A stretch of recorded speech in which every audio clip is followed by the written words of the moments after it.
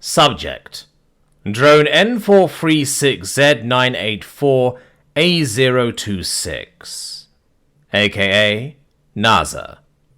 Species unknown. Species description: humanoid. Ship: Grand Vessel of the Universal Omni Union. Location: Grand Shipyard of the Universal Omni Union. "What do you have planned for us?" 40 asked, as the aliens led us into a reactor room. 2 of them were in front of us. 3 of them were behind us. The staff sergeant was one of the ones in the rear, keeping a close eye on our movements. If they even have eyes. Assuming their coverings are armor, the helmet certainly indicates some form of visual perception. The armor itself was actually quite intimidating. It was as if it were built to make them look as mechanical as possible. The dark green plates were difficult to focus on, due to a shimmer that seemed to run over them every now and then. Could it be shields? My ventricular assist device detected my excitement at the prospect of aliens advanced enough to be a threat to the Omni Union, and helped what was left of my organic heart maintain its function. The last time the Omni Union fought anything near their might was well before I was born. Since then, they've been focusing almost all of their efforts on building the Grand Vessel. Of course, this means gathering the materials for it, but they haven't encountered anything that can put up enough of a fight to even be worthy of becoming drones. Or maybe they have, but they've been keeping it a secret. How else could these beings be explained? They must have been fighting the Omni Union for years, perhaps even centuries, to develop armor with energy shielding. "We're going to take you aboard our ship. You'll be safe there," the staff sergeant replied. "And what of the anti-grav generator?" I asked. "We've rigged it to explode with enough force to incinerate the room and everything in it. According to Omega, it will look as if you were able to stop it from going critical, but were not able to prevent it from exploding. The heat should be more than enough to evaporate even your metallic limbs." "Oh," I said. "Shouldn't we be going faster?" "Yes." "Overcritical," 40 muttered under her breath. "Say again?" asked the staff sergeant. "It's not going to go critical, it's going to go overcritical. If it were going to go critical, there wouldn't be any problem," she replied sternly. "I feel like destroying a machine you don't know anything about is very irresponsible." "I like this one," one of the other aliens said. "Stow it, Simmons," the staff sergeant replied. "Overcritical, then.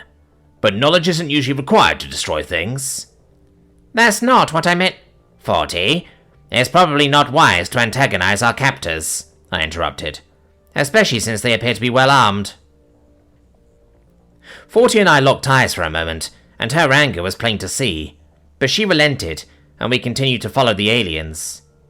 Her anger confused me, especially considering that the aliens' plan wouldn't kill anyone, but I didn't dare ask about it for fear of triggering a tirade.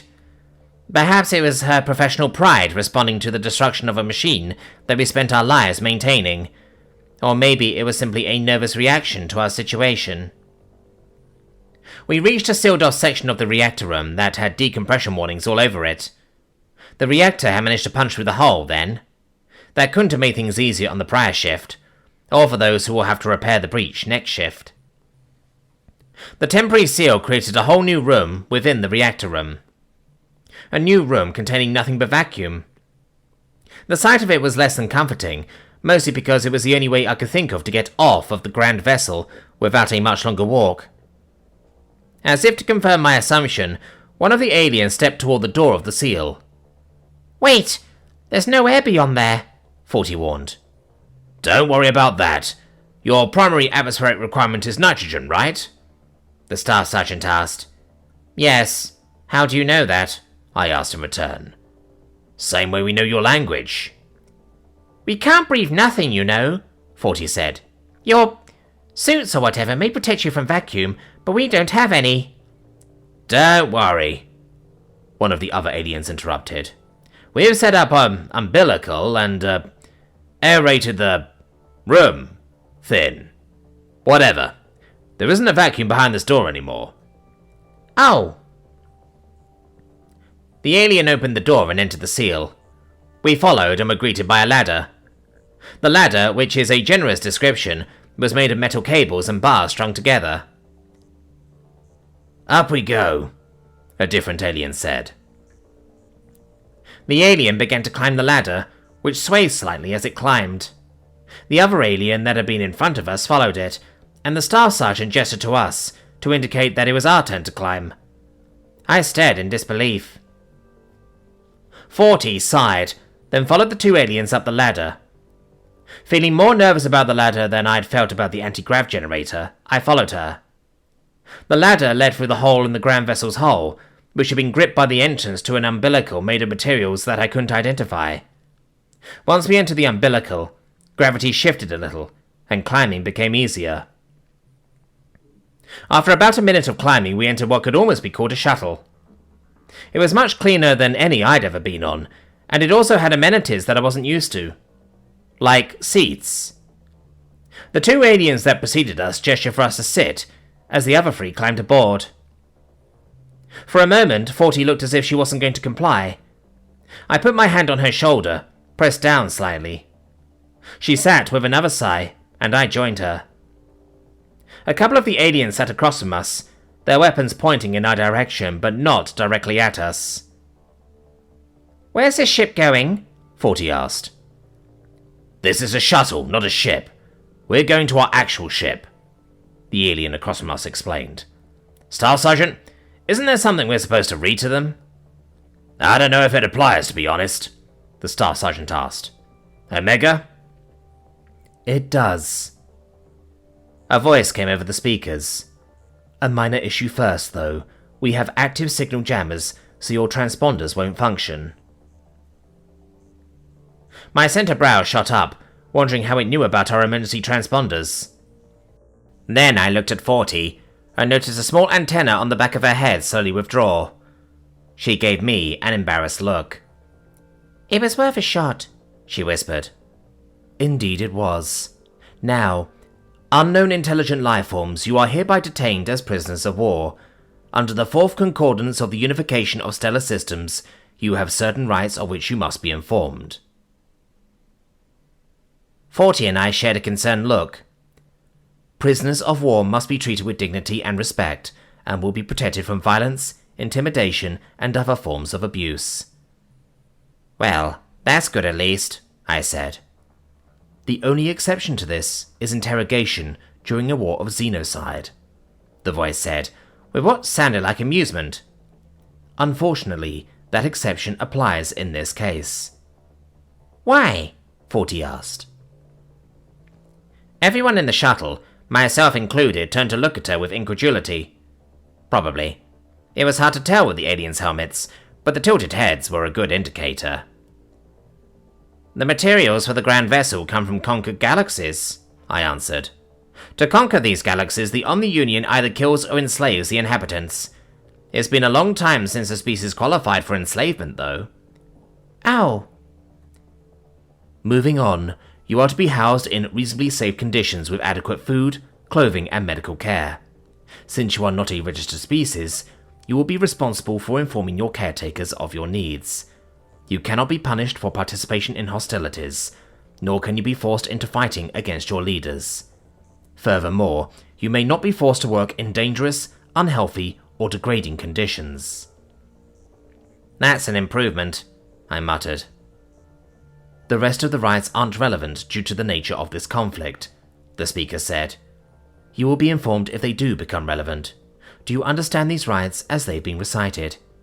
"Yes," 40 and I said simultaneously. "Excellent. Enjoy the ride." We felt a slight jolt, which must have been the shuttle disconnecting and reeling in the umbilical. My blood ran cold. I was actually leaving the grand vessel for the first time in my life. The grand vessel was our home, our work, our recreation, our everything, our prison. I had long dreamed of leaving and seeking adventure out in the stars. Now it was actually happening, and I felt scared. Certainly not how I expected to feel. "Are you mechanical?" 40 asked the Staff Sergeant, interrupting my self-reflection. "A little bit."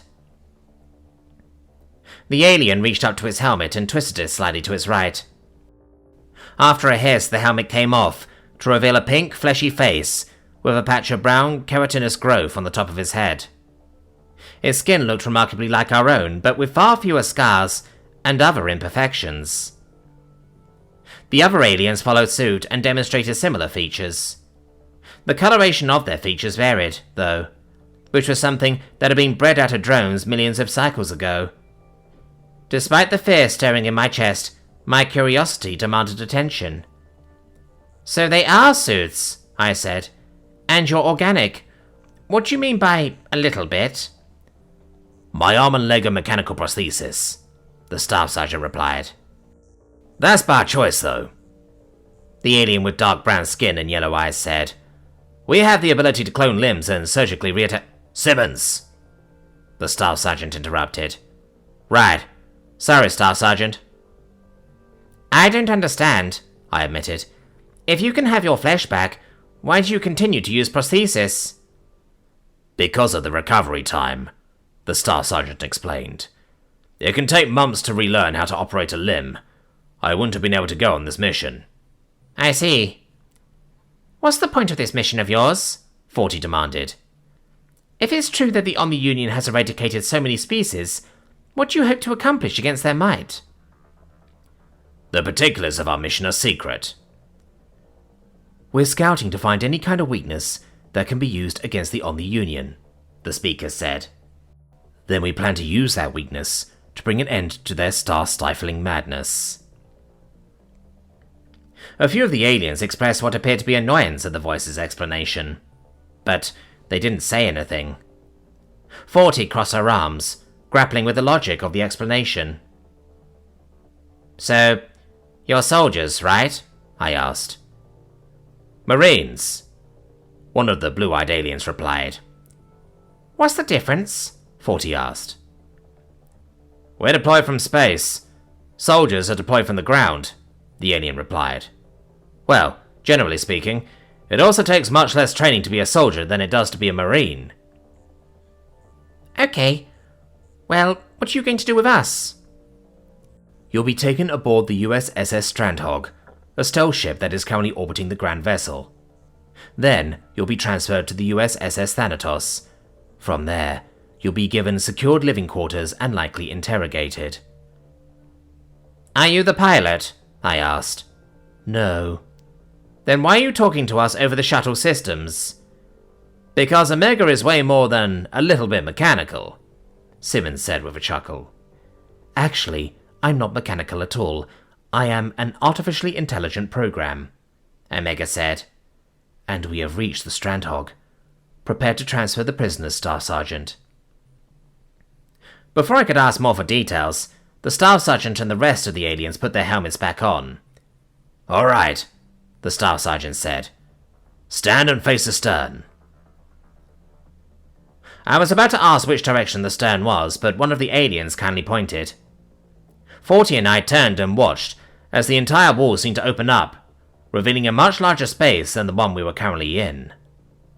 "Let's go."